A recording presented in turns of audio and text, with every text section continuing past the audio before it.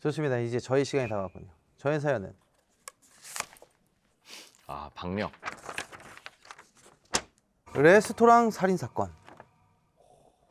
제가 레스토랑 살인 사건이기 때문에 좀 약간 분위기를 레스토랑처럼 만들었습니다. 아, 여기에서 이렇게 어떻게 분위기는 괜찮으신가요?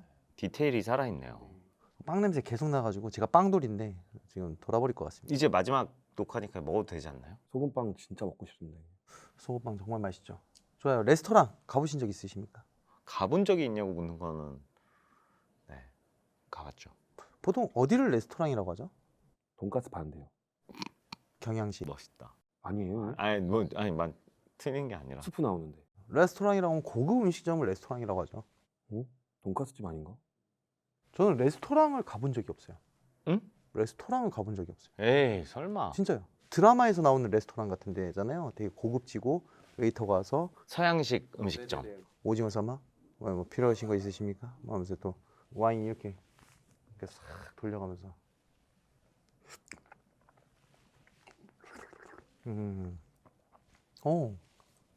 화이트 와인 맛있네요. 그리고 가본 적은 없었어요. 요새는 또 파인다이닝이 유행이기도 하잖아요. 파인다이닝? 한 끼를 이제 좀 근사하게 먹는 오. 그러니까 오마카세 뭐 이런 뭐 그런 아, 거라고. 오마카세 집도 파인다이닝이라고 하는 거예요. 네네. 좋은 지식 되셨나요? 바로 쓰겠습니다. 좋아요. 네.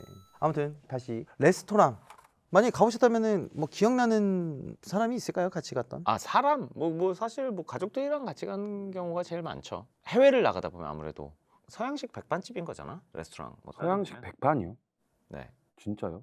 서양 음식 파는 데 아니야? 나 레스토랑을 그렇게 생각하고 있는데. 맞죠. 그러니까 서양 음식인데 약간 좀 어두우면서 살짝 분위기가 막 그 클래식 흘러나오면서 예, 꽃도 놓여져 있고. 딱 놓여져 있으면서 메뉴판 딱 갖다 주면서 메뉴판 딱 열면 영어로 돈가스, 돈가스집 맞네. 돈가스, 등심 돈가스, 안심 돈가스. 뭐 이렇게. 스테이크보다는 그때 당시 레스토랑이라고 얘기했던 부분이 스테이크라기보다는 돈가스에 가까웠죠. 돈가스가 원래 되게 고급 음식이었는데 보급화되면서 저도 처음 간 레스토랑은 돈가스였었죠. 저 그래서 레스토랑을 돈가스집이라고 생각을 하고 있었어요. 진짜로. 요즘은 레스토랑이라고 부르지 않고 뭐 아웃백이라든가 뭐 빕스 뭐 이렇게 좀 스테이크 집이라고 부르잖아요. 거기가 레스토랑이라고 하면은 저는 스테이크 집은 가봤어요. 패밀리 레스토랑 맞죠? 스테이크 굉장히 좋아하거든요. 그 씹었을 때 그 육즙 막 그 있잖아요. 입에 있어 육즙의 쓰나미가 팍 하면서 그 입으로 딱 들어가는데 그냥 빨리 끝내고 가야겠습니다. 네. 아무튼 저는 그 뭐 가족들이죠. 역시 레스토랑은 가족이죠. 패밀리 레스토랑. 연인 사이에 가기에는 좀 많이 가격이 많이 나가고. 특별한 날 많이 가죠. 아 그래요? 저는 특별한 날엔 다 술집에 있어가지고 중코. 네, 중코나 뭐 실제로 중코에 있었어요. 그렇잖아요. 그러니까 아니면 뭐 그냥 친구들끼리 모여가지고 뭐 기념일 축하한다 뭐 이런 거. 네, 아무튼 레스토랑에 대한 저희가 그 경험이 별로 없는 관계로 여기까지만 썰이 나올 것 같습니다. 네. 대충 정리해 주시면 될 것 같고 제 사연 한번 이야기해 보도록 하겠습니다.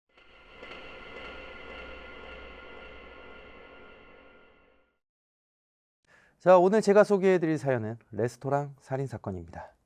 예전에 제가 살던 동네에 이탈리안 레스토랑이 하나 있었어요. 작은 상가 건물 2층에 있어 지리적으로 좋은 위치는 아니었지만 오로지 입소문만으로 유명한 맛집이 되었죠. 1층엔 패스트푸드점, 2층엔 레스토랑, 3, 4층은 일반 가정식인 상가주택 건물이었는데 레스토랑 주인 부부가 여기 3층에서 생활하고 있었어요. 그러던 어느 날, 여름날이었습니다. 저와 제 친구는 더위도 식힐 겸 레스토랑 맞은편 건물에 있던 맥주집에서 간단하게 한잔하고 있었습니다. 시간은 아마 자정을 조금 넘겼던 것 같아요. 패스트푸드점과 레스토랑은 10시면 문을 닫았기 때문에 건물이 온통 깜깜했습니다. 그날따라 맥주집에도 손님이 많지 않아 거리가 조용했습니다. 그런데 갑자기 어둡고 적막하던 맞은편 건물에서 쾅! 하는 소리가 들리는 거예요. 저와 제 친구는 창가 옆에 앉았기 때문에 소리가 더 잘 들렸습니다. 저희는 말하던 걸 멈추고 건물 쪽을 바라보았습니다. 철문이 크게 닫히는 소리 같기도 하고 주먹으로 내려치는 것 같기도 한 그런 소리였어요. 방금 엄청 큰 소리 나지 않았어? 그러니까 뭐지? 건물 전체가 불 꺼진 걸 보면 사람들 다 자는 것 같은데. 건물 안에 문이 저절로 닫혔나? 생각지도 못한 큰 소음에 아주 잠시 놀랐지만 저희는 곧 신경을 껐어요. 건물에 사는 사람이 담배라도 피우고 들어갔나 보다 생각했죠. 그런데 몇 분 뒤 쾅! 또다시 맞은편 건물에서 큰 소음이 들리는 겁니다. 그런데 아까와는 다른 소리였어요. 유리 깨지는 소리가 섞여 들렸던 것 같기도 하고 둔탁한 소리와 함께 파열음이 들렸습니다. 저와 제 친구는 또다시 놀라 건물을 내다봤어요. 여전히 불빛 하나 보이지 않고 깜깜했습니다. 맥주집 사장님도 이번에는 들으셨는지 저희 쪽으로 다가와 같이 밖을 내다보셨어요.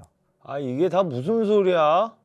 그리고 잠시 뒤 저희 세 사람은 믿을 수 없는 광경을 목격하고 말았습니다. 저와 제 친구는 자리에서 벌떡 일어나 급하게 뒤로 물러섰고 맥주집 사장님은 재빨리 가게 문을 안쪽에서 걸어 잠그셨어요. 저희가 본 것은 캄캄한 어둠 속에서 피칠갑을 한 남자가 느릿느릿 걸어 나오는 괴기한 모습이었습니다. 민소매 런닝에 트렁크 속옷 차림으로 밖을 향해 나오는 남자는 덜썩 건물 입구 계단에 걸터 앉더니 손에 들고 있던 칼을 바닥에 툭 던졌어요. 그러더니 자신의 양다리 위에 두 팔을 걸치더니 고개를 푹 숙이더군요. 그리고 곧이어 사이렌 소리가 들려왔습니다. 누가 신고를 한 것인지 생각보다 엄청 빠르게 경찰과 구급대가 연달아 도착했습니다. 경찰은 도착하자마자 본 남자의 모습에 당황한 기색이었지만 금세 차분하게 체포를 하더군요.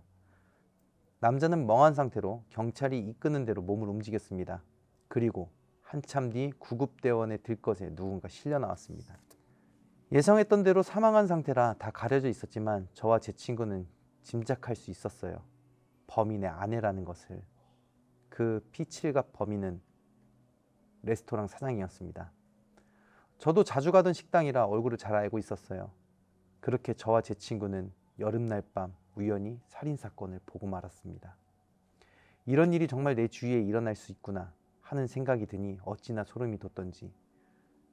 그런데 제가 더 놀랐던 것은 동네에서 살인사건이 일어났는데도 생각보다 더 조용히 시간이 흐른다는 것이었어요. 부부가 살던 3층만 창문이 활짝 열린 채 사건의 현장이었음을 증명해주는 노란 테이프가 보였습니다. 하지만 그마저도 일주일 정도 지나자 사라졌고 여전히 그 건물 1층 패스트푸드점은 사람들이 많이 이용했습니다. 이 건물에서 아무 일도 일어나지 않았던 것처럼 사람들은 지나다녔어요. 저만 그날의 시간 속에 갇혀 있는 것 같았죠. 그런데 몇 달 뒤 레스토랑이 문을 다시 열었다는 거예요. 주인만 바뀐 채로요. 저는 사실 얼마 못 가 망할 줄 알았어요. 주인이 바뀌었으니 맛도 바뀌었을 테고 일단 사람이 죽어나간 곳이었으니까요. 그런데 그 레스토랑이 여전히 입소문을 타며 장사가 점점 더 잘 됐습니다. 그리고 시간은 정말로 사람을 무뎌지게 하는 힘이 있더군요. 그 악몽 같던 기억이 차츰 흐려지더니 나중엔 그 건물을 지나도 그날의 일이 더 이상 떠오르지 않았습니다. 그렇게 몇 년이 흘러갔는지 가물가물할 때쯤 무슨 운명의 장난일까요? 저는 고등학교 동창의 부탁으로 그 레스토랑에서 단기 아르바이트를 하게 되었습니다. 친구가 그곳에서 서빙과 와인 주문을 하는 매니저로 일을 하고 있었는데 교통사고로 입원을 하게 되면서 한 달 정도 빈자리가 생기게 된 거죠. 저는 그때 바리스타 자격증을 준비하면서 쉬던 참이라 거절할 이유가 딱히 없었습니다. 친구가 받던 직급에 월급을 제게도 준다 하니 이득이기도 했고요. 패밀리 레스토랑에서 일해본 경험이 있어 생각보다 일은 어렵지 않았어요. 바뀐 젊은 사장님도 매우 쾌활하셔서 일하는 첫날부터 모두와 금방 친해졌습니다. 그러던 어느 날이었습니다. 갑자기 낮 기온이 30도까지 올라 매우 더운 날이었어요. 주문한 와인이 늦게 도착해 정리하느라 마감 시간이 지나고서도 가게에서 한참 일을 하고 있었습니다. 사장님은 카운터에 계셨고 저와 남자 직원 둘이서 와인과 그 외 음료를 정리하고 있었어요. 그런데 갑자기 위층에서 쾅 하는 소리가 들리는 거예요. 그 당시 3층은 노부부가 이사를 간 후 잠시 비어져 있던 상태였거든요. 4층은 건물 주인 가족이 살고 있었는데 유럽 여행을 갔던 때라 이 시간 건물 안에는 레스토랑 빼고는 사람이 없다고 봐야 했습니다. 사장님, 저희 비상문 닫았죠? 아까 내가 닫았어. 누가 자꾸 건물 안에 들어오나? 꼭 이 시간만 되면 쾅쾅거리네. 걱정스러운 말과 다르게 사장님은 대수롭지 않다는 듯 하던 일을 하셨어요. 종종 있는 일이라면서 건물 주인이 여행에서 돌아오면 아무래도 이번엔 말 좀 해야겠다고 하셨어요. 그런데 자꾸 위층에서 물건 떨어지는 것 같은 소리와 벽을 치는 것 같은 소리가 시간 간격을 두고 들려오는 거예요.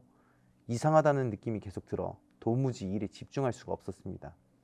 그런데 절 발견한 사장님이 결국 자리에서 일어나셨어요. 얘들아, 그냥 내일 정리하고 날도 더운데 시원하게 맥주나 한 잔들 하고 갈래?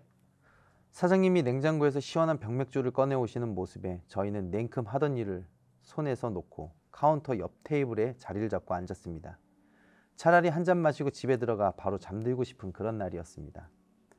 셋이서 조용히 대화하며 한잔하고 있는데 갑자기 누군가 다급히 계단 내려가는 소리가 들리는 겁니다. 저희가 앉아있던 테이블이 레스토랑 입구와 가까워 생생하게 들려왔어요. 정확히는 맨발로 대리석 위를 뛰어다니는 타박거리는 소리에 가까웠습니다. 사장님과 남자 직원이 동시에 일어나 밖으로 나가고 저는 일어나 창문을 열고 밖을 내다보았습니다. 하지만 아무리 밖을 둘러봐도 저희 건물에서 나간 듯한 사람의 인기척은 보이지 않았어요. 창문을 닫고 돌아서는데 갑자기 누군가 빠르게 주방 쪽으로 뛰어가는 게 보였습니다. 저는 너무 놀라 "사장님!" 하고 소리를 질렀습니다. 제 비명과 같은 호출에 사장님과 직원이 가게 안으로 뛰어들어왔어요. 저는 주방 쪽을 가리키며 방금 누가 뛰어 들어갔다고 입모양으로 열심히 말했습니다. 사장님은 카운터 옆에 있던 우산통에서 장우산 하나를 집어 드신 후 조심히 주방 안으로 들어가셨어요. 사장님 뒤를 직원이 바짝 따라붙었습니다. 하지만 곧 직원이 "누나!" 하면서 저를 부르더군요. 주방 쪽으로 달려 들어가자 사장님과 직원이 멀뚱히 서 있었어요. 아무도 없는데? 아닌데 진짜 누가 여기로 달려 들어갔어요. 아, 소스 냉장고까지 다 열어봤는데 아무것도 없었어요, 누나. 아 이상하네. 분명 어떤 여자가 사장님 뒤에. 사장님 뒤 찬장에 있던 접시들이 갑자기 기우는가 싶더니 곧 와르르 쏟아졌습니다. 다행히 옆에 서 있던 직원이 재빨리 사장님의 팔을 잡아당겨 큰 사고는 피할 수 있었어요. 깨진 유리 조각들이 여기저기 튀어나가고 귓고막이 찢어질 것 같은 소음에 저는 한참이나 몸을 웅크리고 있었습니다. 사장님과 직원도 바닥에 엎드려 방아자세로 주변을 둘러보았어요. 사장님 괜찮으세요? 너희들 모두 괜찮아? 놀랬지? 아니 저기 왜 떨어지지? 자리에서 일어난 사장님이 신발로 접시 잔해를 치우며 천장 앞에 다가가 살펴보았습니다. 다가가 살펴보았지만 도통 이해가 가지 않는다는 표정이셨어요. 그도 그럴 게 찬장은 튼튼하게 어느 곳 하나 기울어지지 않고 벽에 잘 붙어 있었거든요. 잡아 흔들어 보고 두들겨도 본 사장님은 난감한 표정으로 엉망이 된 주방을 둘러보셨습니다. 제가 창고로 가 빗자루를 들고 오려는데 사장님이 저를 다급히 불러 세우셨어요. 가지 마. 그냥 오늘은 이만 집에 돌아가자. 사장님은 저만큼이나 하얗게 질린 얼굴을 하셨어요. 크게 놀란 것 같아 보였습니다. 저희는 그렇게 옷도 갈아입지 못한 채 소지품만 챙겨 들고 가게를 나섰습니다. 가게 밖을 나와 함께 골목길을 빠져나왔는데 사거리 길 모퉁이에 있던 편의점에 환한 불빛이 보이자 갑자기 사장님이 풀썩 주저앉으시는 거예요. 저와 직원이 놀라 사장님을 재빨리 부축하는데 사장님이 갑자기 넋이 나간 채 중얼거리는 겁니다. 나 봤어. 네? 뭐를요? 지우 네가 창고로 가려고 하니까 어떤 여자가 빠르게 창고로 뛰어가는 거. 제가 봤던 여자를 사장님도 보았다는 거예요. 사장님은 이 레스토랑을 운영하는 동안 한 번도 겪지 못했던 일이었다고 합니다. 그냥 방음이 좋지 않고 외부인 출입이 잦은 건물이라고만 생각했대요. 사장님은 여자의 움직임이 너무 빠르고 잔상이 흐릿해 살아있는 사람이 아니라는 생각이 순간적으로 들었다고 해요. 꼭 예전에 보았던 기담이라는 영화의 엄마 귀신 같다는 느낌이 들었다고 하는데 사실 저도 그랬거든요. 부스스하고 까만 긴 머리카락, 붉은 물감이 덕지덕지 묻은 듯한 하얀 옷, 창백한 얼굴, 이런 것들이요. 저는 순간 예전에 제가 보았던 사건이 문득 떠올랐지만 사장님께 차마 말하지 못했습니다.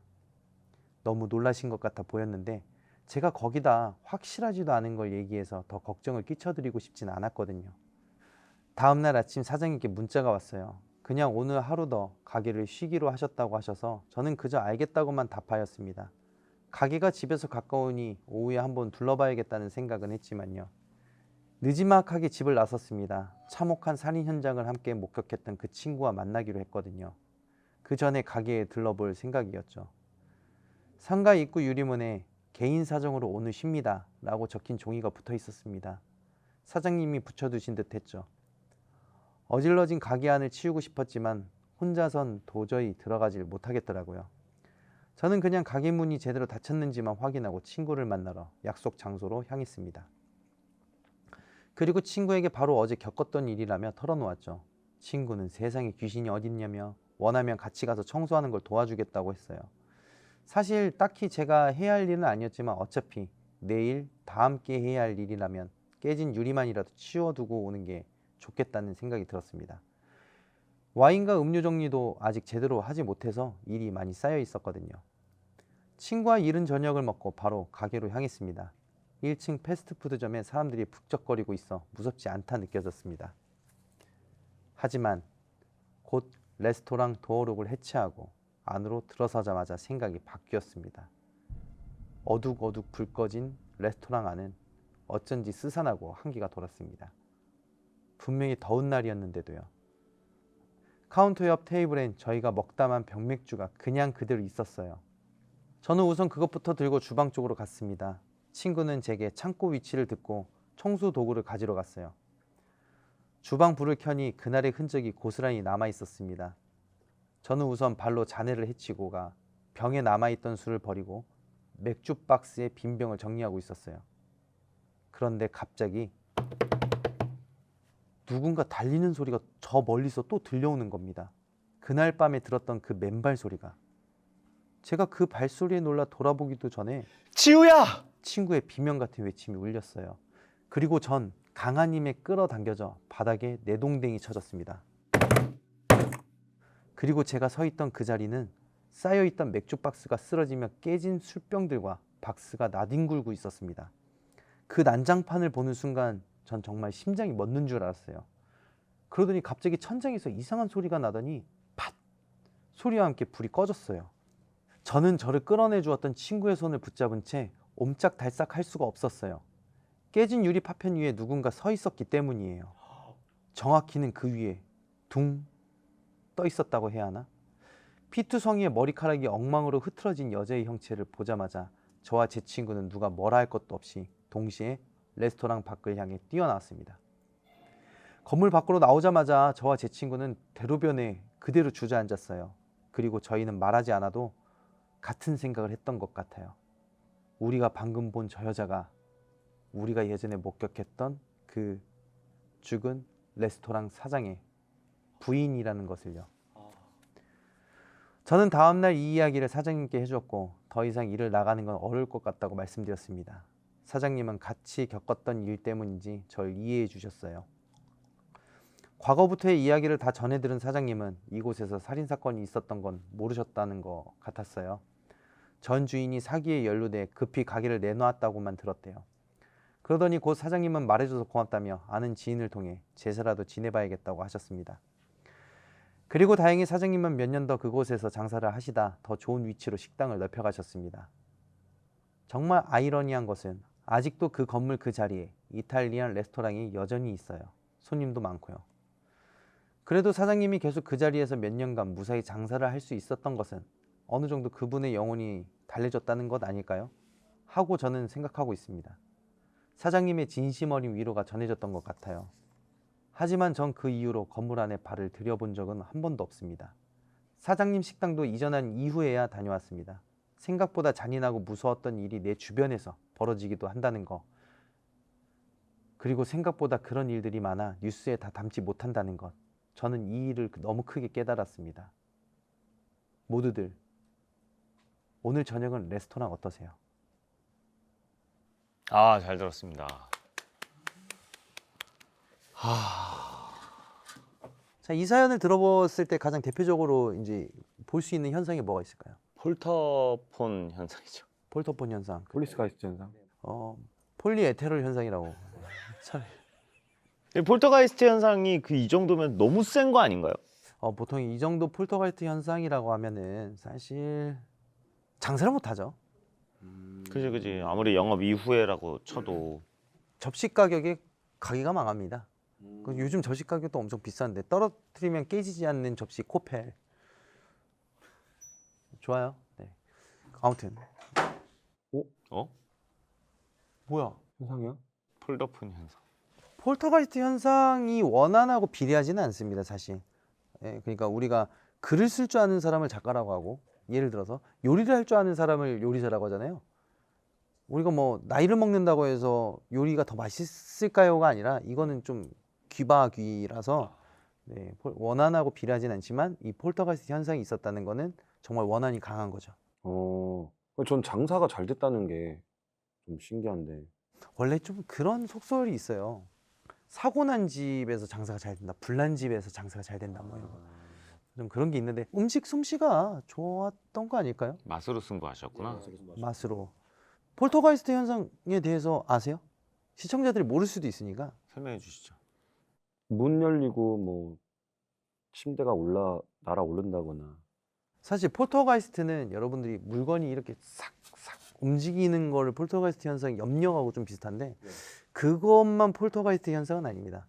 폴터가이스트 현상에는 되게 여러 가지 단계별이 있는데 형광등이 갑자기 귀신 나타나면 깜빡 깜빡 깜빡 거리잖아요. 형광등이 갑자기 나간다든가 라디오가 갑자기 띵 하면서 혼자 켜진다든가 아니면 뭐 잡음이 들린다거나 아니면 TV를 켰는데 노이즈가 찡 한번 간다든가 이런 현상들도 폴터가이스트 현상 중에 첫 번째 단계. 그리고 녹화를 눌렀는데 녹화가 되지 않았을 때도 폴터가이스트 현상 중에 한 가지. 배터리가 갑자기 없어지는 거. 그것도 폴터가이스트 현상 중에 한 가지예요. 그러니까 우리가 통틀어가지고 그냥 현상이라고나 하긴 하는데 폴터가이스트는 이런 첫 번째 단계별이 있는데 그리고 나서 이 최종 단계는 뭐냐? 사람을 미는 거. 최종은. 근데 폴터가이스트 현상이 일어나는 구체적인 이유는 뭘까요? 폴터가이스트 때문에. 그러니까 우리가 저기요 노크를 하잖아요. 왜 할까요? 여기 보라고. 그렇죠. 폴터가이스트는 그런 용도의 현상입니다. 아, 일명 어그로. 그렇죠, 그렇죠. 이 나라는 존재를 알리기 위해서 나 여기 있어, 더 이상 들어오지 마. 네가 찾는 사람 여기 있지롱, 뭐 이런 느낌이라고 보시면 돼요. 자, 그러면은 우리가 좀 이 사건에 대해서 이 내용에 대해서 들어봤는데 뉴스에 나오지 않은 사건들이 굉장히 사실 많잖아요. 근데 요즘은 핸드폰이 발전돼 가지고 좀 요 일이 있으면 바로바로 제보가 되긴 하지만은 저때 당시는 많이 묻히는 경우가 좀 많이 있어요, 사실.